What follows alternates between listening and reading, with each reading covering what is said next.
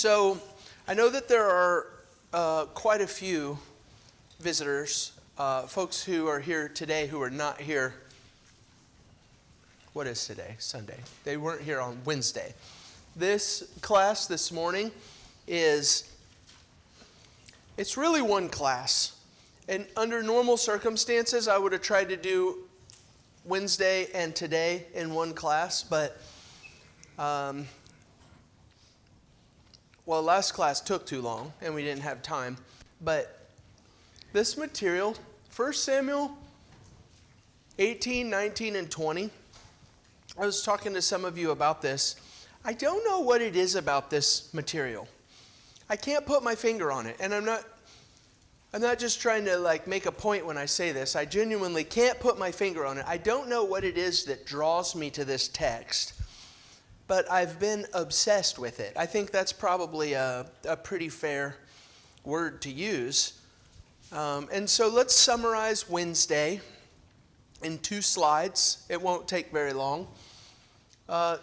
This is David's rise. So we met David in 1 Samuel 16, where he is the youngest of 8 sons, out in the field, taking care of his sheep, not even invited to the party. And Samuel shows up, and they call David in, and Samuel says to this boy, we talked about this last time, I think Julia gave us the number. Josephus said that he was 10 years old at the time. Some commentators say, no, Josephus exaggerates, maybe he's 15. Let's just say this. He's a young boy. David's a young boy, comes in from the field, and Samuel the prophet, the most famous guy in Israel, anoints him with oil and says, you're the king now. Your whole world, in a matter of minutes, his whole world is different. And so that's going to start this. We put the squiggle red arrow on the board. We're headed up now. Saul, in the very next chunk of text, Saul calls David into his service. David is playing music to calm Saul's troubled mind. And not only that, but the text tells us at this point that Saul loves him. So here is a boy from the field, anointed and said that you're king now by the most famous man in Israel. And then the next day, you're sitting, not the next day, but shortly after that, you're sitting in the king's palace with the king next to him. And the text is talking about how the king loves you, and we're going up. And then he defeats Goliath. He becomes this national hero. He becomes friends with Saul's son, and we talked about at the first part of chapter 18.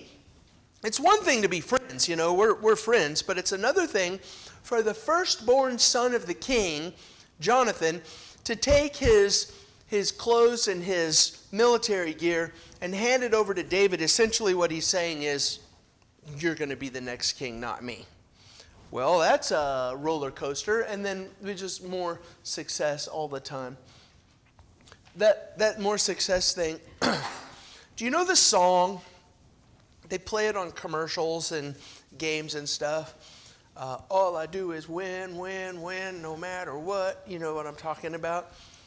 I sing that song wrong all the time to my kids on purpose because it irritates them.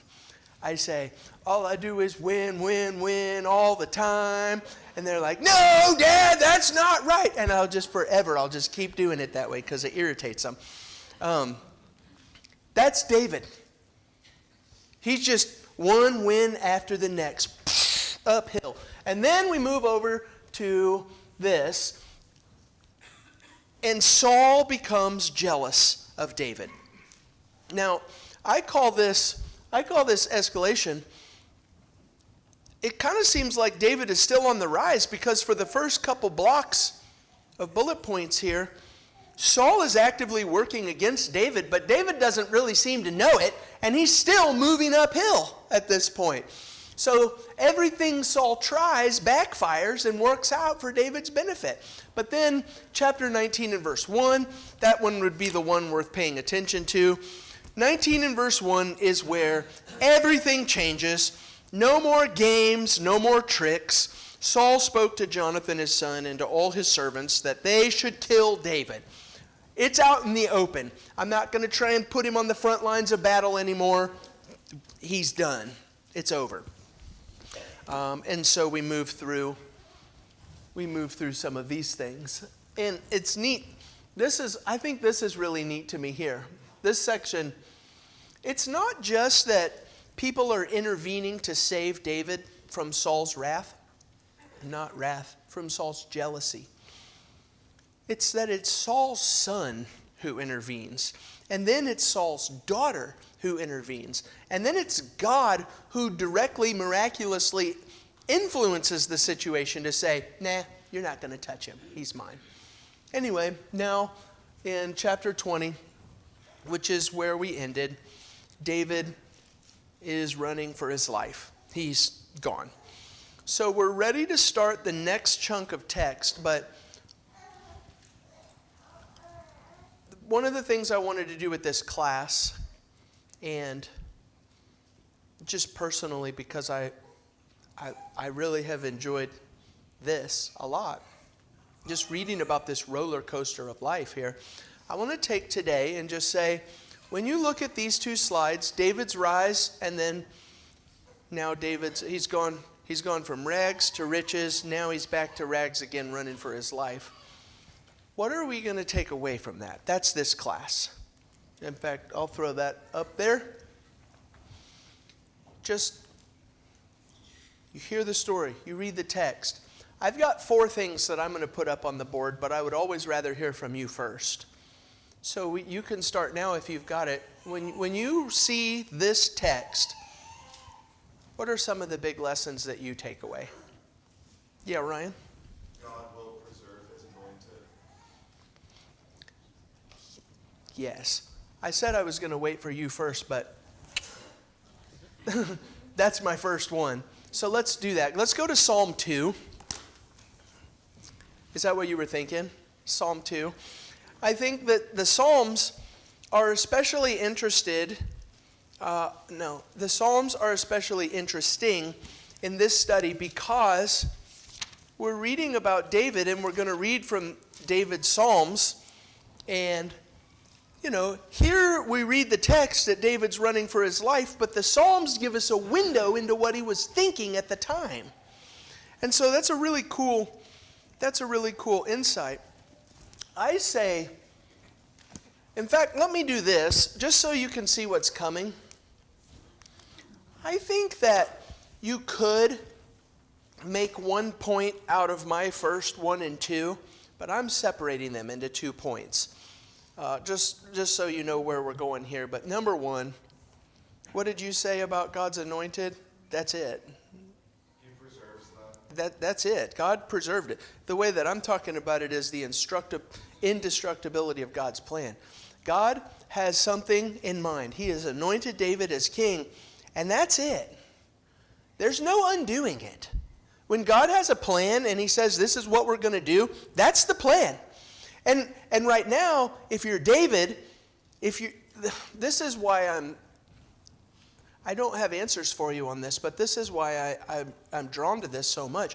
If you're David in this spot, you can talk about how God preserves his anointed,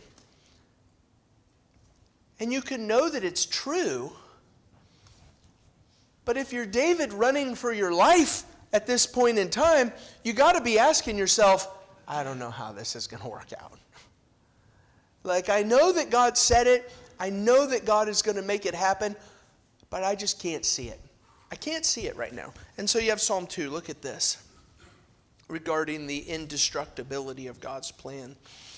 Why do the nations rage and the peoples plot in vain? The kings of the earth set themselves, and the rulers take counsel together against the Lord and against his anointed, saying, let us burst their bonds apart and cast away their cords from us. So here are the nations and the kings of the world saying, I don't care about God or what God has said or what God is doing. I'm going to do what I want to do. Let's burst his cords apart. I don't care. They're raging and they're plotting in vain. And then this is God's response in verse 4. I wonder, well, let's read it first. He who sits in the heavens laughs, the Lord holds them in derision. Then he will speak to them in his wrath and terrify them in his fury, saying, as for me, I have set my king on Zion, my holy hill. Here are the king. Here's Saul. I'm the most powerful man on the block. And I want David gone, and he's running for his life. And God's laughing at him. It only looks like you're winning. But the thing is, I expect these sorts of things are written after the fact, but do you think David knows it in the moment? Like, imagine when you're walking through the storm, running for your life, figuratively, hopefully, and you don't see what God's plan is, and you don't see how God is going to make it happen. I don't understand this. And you're running for your life. Is it in your mind at that moment to say, he's got it under control? He laughs at his enemies. Oh, yeah. I don't know if I can say the word most, but I will. I would say most people fail, or at least fall short, even with forethought and practice. Verse 7, I will tell of the decree. The Lord has said to me, you are my son. Today I have begotten you.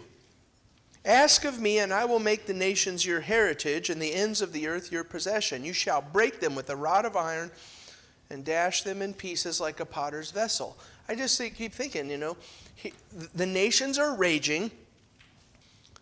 God is laughing at them, but David's running for his life, and David knows that God has said, you're my son. I anointed you. This is going to work out. Verse 10, now therefore, O kings, be wise, be warned, O rulers of the earth. Serve the Lord with fear and rejoice with trembling. Kiss the Son, lest he be angry and you perish in the way, for his wrath is quickly kindled. Blessed are all those who take refuge in him. This is funny to me. David's running for his life and Saul is chasing him. Saul's got the upper hand. He's winning. And the message is, Saul, you better kiss the Son. And Saul's like, maybe you don't see what's going on here. I'm the one chasing him. That's not how it works. God has a plan, and that plan is indestructible. Nothing that Saul is going to accomplish in the coming chapters is going to work out for him. Yeah, that's a good one. And isn't it true? Isn't it true, like we look at folks when they get older? This is ideal. I've seen it both ways. I've seen when folks get older and you see that they've learned these lessons that Mark's talking about. They've learned the lessons, they've thought it through, they've worked it out, and it's like, okay, here are people who have figured it out. What would be really awesome is if we could do the figuring out part before we do the older part. Like, let's learn from it now and not make the mistakes.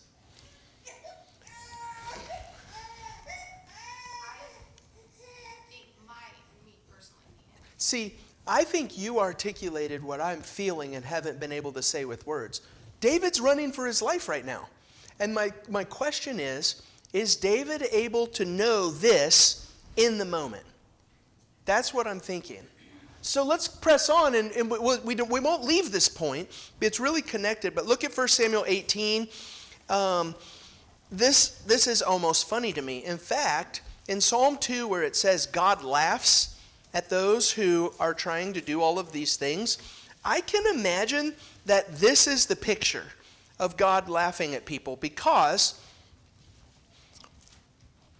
every single thing that Saul does to try and overcome David, God takes that thing and flips it on its head and makes that work out for David's benefit. And it's not like it happens just once and it's like, oops. God takes every single impossible situation and says, I'm going to turn that into a win. And how can you not think of Psalm 2 where it says, he laughs. God is laughing at those who rage against him. 18 verses 12 through 16. Saul was afraid of David because the Lord was with him, but had departed from Saul. So Saul removed him from his presence and made him a commander of 1,000. And he went out and came in before the people. So it's hard to see in this one, but last Wednesday what we did was we showed when it says Saul is making him the commander, Saul is not saying, here's a promotion, go out and do a good job. He's doing what David ultimately does to Uriah. Go to the front lines and get killed, and I won't have to deal with you anymore. So Saul says, here's a plan. Well, verse 14. David had success in all his undertakings, for the Lord was with him. And when Saul saw that he had great success, he stood in fearful awe of him. But all Israel and Judah loved David, for he went out and came in before them. So Saul's like, I know what I'll do. I'll put him on the front lines and have him killed. And David goes to the front lines and is awesome. And everybody's like, this is the greatest guy ever. And Saul's thinking, that's not the plan. So you keep going. Look at chapter 18. Here's the plan in verse 20. The plan. Saul's daughter, Michal, loved David, and they told Saul, and the thing pleased him. Saul thought, let me give her to him, that she may be a snare to him, and that the hand of the Philistines may be against him. Therefore Saul, and so this is where he says, the bride price, you can marry my daughter, but I need you to go out and kill 100 Philistines. My daughter's going to be, you know, the keep your friends close and your enemies closer. I'm going to put my daughter in my enemy's life. She's going to be on my team. And I'm going to tell him, go out and kill 100 Philistines, and he's going to get killed. Everybody wins. And turns out, Saul's daughter, Michal, loves David, and that ends up working against him. And David goes out and doesn't kill 100 Philistines, he kills 200 Philistines, and everybody thinks, this guy's even more awesome than we thought. And you got to think, I just read this story and I think, this is hilarious. Can you imagine? The only illustration I could think of, and it doesn't even make sense, which maybe that's the point. Imagine your job is to demo a house. My job is to go out and to tear this house down. And every single time I hit a wall trying to bring this house down, the house gets taller and stronger and bigger. And this is what Saul is doing. And God, it's amazing. God takes every single effort of the enemy and turns it into a victory for David. And so, see how that goes with the first one? God's plans are indestructible. You can fight against him if you want, but it's not going to work. What do you want to say? Look at this one. I got two things to show you here. Look at Isaiah chapter 10. This is probably my favorite one because it's so clear in the text.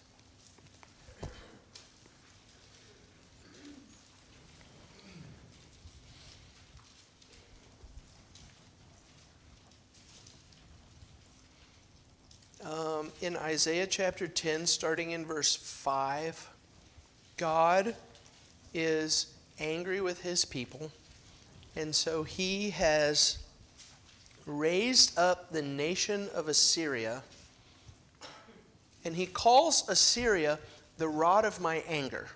So God has raised up this nation for the purpose of punishing his people because they've left him. And so listen to what he says about Assyria in verse 5. Woe to Assyria, the rod of my anger. The staff in their hands is my fury. Against a godless nation I send him. That's Israel. I'm sending Assyria against my people, a godless nation. Against a godless nation I send him, and against the people of my wrath I command him to take spoil, excuse me, to take spoil and seize plunder, and to tread them down like the mire in the street. But here's what's highlighted in my Bible. But he does not so intend, and his heart does not so think. You got that? God has raised up Assyria to do his work, but Assyria doesn't know that he's doing God's work. Assyria, his heart is raised up. And he says, it is in his heart to destroy and to cut off nations, not a few. For he says, are not my commanders all kings? And Assyria is walking around with the puffed out rooster chest thinking, look how awesome I am. And God says, you're only there because I put you there, and you're only doing what I want you to do. But this, I love this verse. But he does not so intend, and his heart does not think. Assyria doesn't know that he's doing God's work. And then verse 12, when the Lord has finished all his work on Mount Zion and on Jerusalem, he will punish the speech of the arrogant heart of the king of Assyria and the boastful look in his eyes. And he goes on to talk about, you can think you're awesome as much as you want, but when I'm done with you, you're gone too. And I land on this point. This is what I've been, I know this is not the right response. You don't have to, you can chastise me if you like. I deserve it. I know this is not the right response. But recently when I watched the world, Psalm 2, raging and plotting against God, every single time I turn on my social media or the news, I see the nations raging and plotting against God, and they've got all these, and it's seems like they're winning. And a lot of my response recently has been, you can try if you want. It's not going to work. I mean, I know that means misery for me. I'm David running for my life in this nightmare. But it's not going to work. You can fight against God all day long, and at some point he's going to turn it into a victory for himself.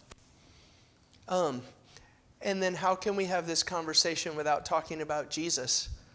Don't you know the devil threw a party on the day that he put the Son of God on a cross, thinking that he just won the whole show, and God is sitting there thinking, wait till you see what I got for you next. It's not over. Yeah. It's just, I feel, right now, you can't see this, but right now my stomach hurts. I've got that pit in my stomach thinking about, it's not that I'm thinking about David running for his life, I'm thinking about what it means for me in this context. It's going to stink to be in that spot. The David running for your life, the Israel getting punished, the Jesus hanging on the cross. But then, with the pit in my stomach, I say to myself, how many times is it going to take me to learn this lesson? The nations plot and rage, and God laughs at them. And when he's ready, he'll turn it into his victory. Okay, anything else on those 2 points? I'll spend all class talking about this. And this is therapy for Ryan. This is not for you all right now. I'm trying to convince myself. If I say it enough times, eventually I'll come to believe it. Who raised their hand? So this is more Jesus. Turn over to 1 Peter chapter 2, I think. In 1 Peter chapter 2, Morgan, I don't have a great answer for you on this, but this is the best I can do, I think. Starting in chapter 2 and verse 13, Peter is going to give bullet points. No, not bullet points, because he expands on them. But he's going to say, there's this, there's this, there's this, there's this, there's this. And every single one of these relationships are talking to a person in a persecuted spot, right? So with the first one, you just have to know, imagine that Christians are being persecuted by the government in this first century context. And so verse 13, be subject for the Lord's sake to every human institution, whether it be to the emperor as supreme or to governors as sent by him to punish those who do evil and praise to those who do good. So the idea is the government is your enemy. The government is God's enemy. And Peter says, be subject. Verse 18 starts to spell it out. Servants, be subject to your masters with all respect. And then listen, not only to the good and gentle, but also to the unjust. So here is this bad situation, and your job is to trust, to do the Jesus thing. In chapter 3 and verse 1, likewise, wives, Be subject to your own husbands, so that even if some do not obey the word, they may be won without a word. So here's a persecuted situation. And all of this points us, go back to chapter 2 and verse 21. For to this, how about this, Morgan? I won't answer your question. I'm going to read this, and this will be God's answer to your question. For to this you have been called, because Christ also suffered for you, leaving you an example, so that you might follow in his steps. He committed no sin, neither was deceit found in his mouth. When he was reviled, he did not revile in return. When he suffered, he did not threaten, but continued entrusting himself to him who judges justly. Easy to say, hard to do. I think, personally, to get through our hearts. Yeah, so let's do the inverse of that. What happens when the storm comes and the Christian loses their mind and freaks out? The non-Christian says, I thought you knew something about tragedy. Like, I thought you were tragedy specialists. That's what Christianity is. We show the opposite. Look at this, I got two more. I'll throw the next two up. We'll talk about them one at a time, but just so you can see where we're headed. Turn over to 1 Samuel 20 and verses 40 and 41. All of this, I think, points us to the reality that there is such a thing as peace in the storm. In verse 40, remember, this is the end of 20. This is what we finished with class on Wednesday, where David has figured out Saul's trying to kill me. He's having his last conversation with Saul. He's about to take off. Verse 40. Jonathan gave him his weapons. I'm not in the right spot.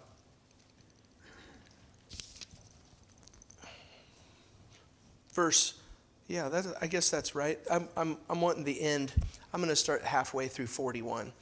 They kissed one another and they wept with one another, and David was weeping the most. This is what I wanted you to do in the class. I still want you to do this. Just when we talk about peace in the storm and confidence in God, it's not equal to having a good time. Like, I'm not telling you, let's celebrate in this. David is miserable. It says he bowed to the ground. I don't know, like he's with his friend Jonathan, but it talks about how hard he's crying and how miserable he is here. He has fallen with his face to the ground, and he's hysterical. In verse 42, Jonathan said to David, "Go in peace, because we have sworn, both of us, in the name of the Lord, saying, the Lord shall be between me and you, and between my offspring and your offspring forever." And he rose and departed, and Jonathan went into the city. This is a quote that I wrote next to that. Jonathan is not claiming that all is peaceful or that David will not meet danger on every hand. Jonathan is saying that David can go in peace because there is peace between the two of them. And so, just because you're in the boat and you think you're going to die from the storm doesn't mean you can't find some peace in it. That's Jesus' reference, you know. The disciples were losing their mind and Jesus was taking a nap and he said, "Don't you?" That's, yeah, there's a, well, I won't. Look at Psalm 59. We'll talk about that some. I think Psalm 59 is really interesting here because the superscription says when Saul sent men to watch his house in order to kill him. This puts this psalm in the spot where David is at home with Michal, and Michal says, "Hey, if you leave, they're waiting for you." And so here's David in this moment, and I'm only going to read two chunks, verses 8 through 10 and 16 and 17. These are the two positive sections of the psalm. And so put yourself in David's shoes and listen to what he says. 8, "You, O Lord, laugh at them." There it is again.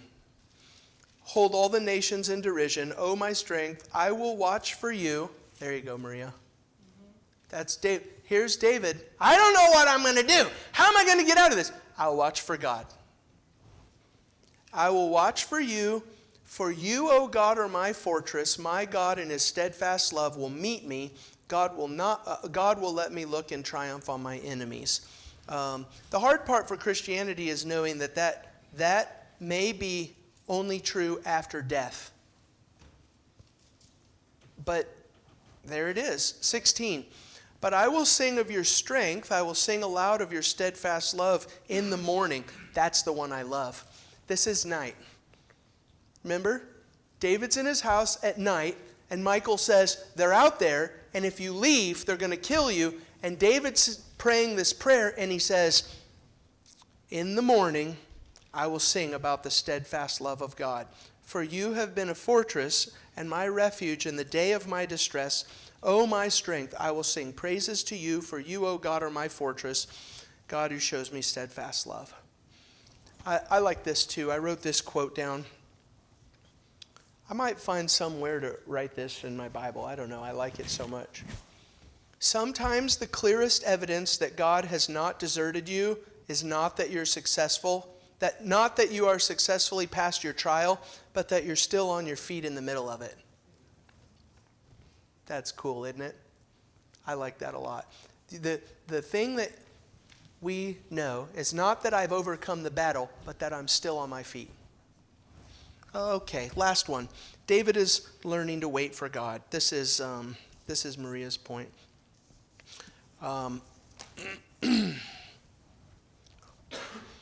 That's where I come to this. Remember this?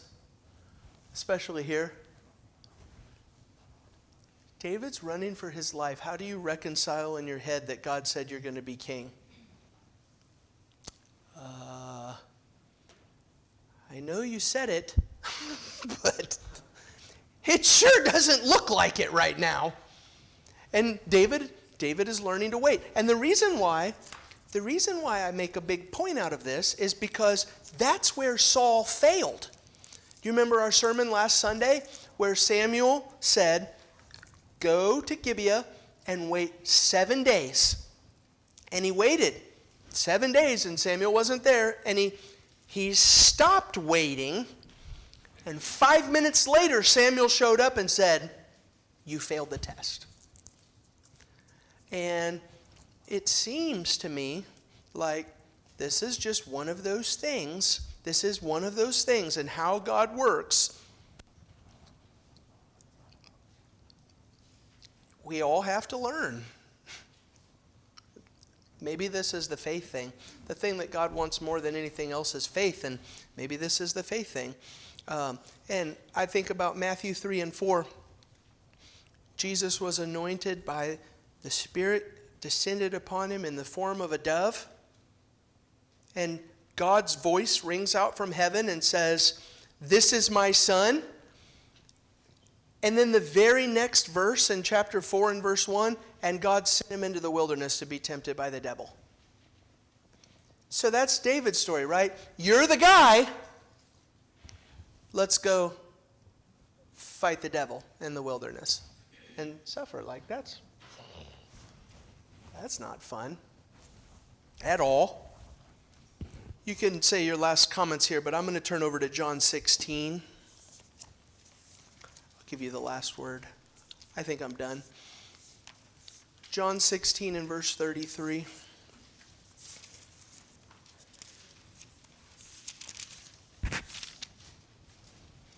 I have said these things to you that you may have peace. In the world you will have tribulation, but take heart, I have overcome the world. That's probably one worth remembering in this class. Please know that I take no pleasure in teaching this class. I don't find any joy in standing up here talking about how, all right, we're all going to suffer and it's going to stink. All right, class is over. We have 1 minute, so I'm going to go to James 1. I know some of you are thinking about it. It's both in James 1 and Peter. 1 Peter 1, verse 2. Count it all joy, my brothers, not endure miserably. Count it all joy, my brothers, when you meet trials of various kinds, for you know that the testing of your faith produces steadfastness, and let steadfastness have its full effect, that you may be perfect and complete, lacking in nothing. Here's what I'd like for you to do for Wednesday night. In chapter 21, 1 Samuel 21, would you please do, it would probably be a good idea. I don't know if we'll get through with 21 because there's some points that I want to make from that. But would you please be ready to do 21 and 22? At least read that text.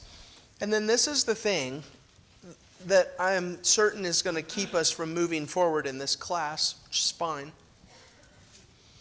David runs. We know where he is. He's running.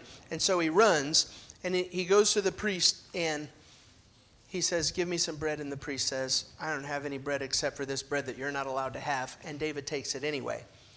Is that acceptable given the circumstances? And if you make that case, be ready for me to say, but we spent last Sunday morning talking about how Saul did not listen to God. And that's what caused God to say, no more. Be ready to answer the question. No, it's okay. David was really hungry and he needed food, so it was okay for him to have that food. Be ready for me to say, but later in our David study, we're going to talk about Uzzah and the ark. And isn't it okay that he keeps the ark from falling over? The ark was going to fall over. No. I'm going to make the case that I think David made a mistake here. He panicked, understandably so, and he failed the test. And then he goes to the king of the Philistines, and he acts crazy.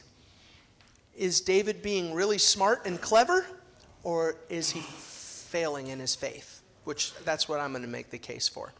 So you know what you need to do to come equipped for class. So on Wednesday, be ready for that conversation. Thank you for talking it through with me this morning.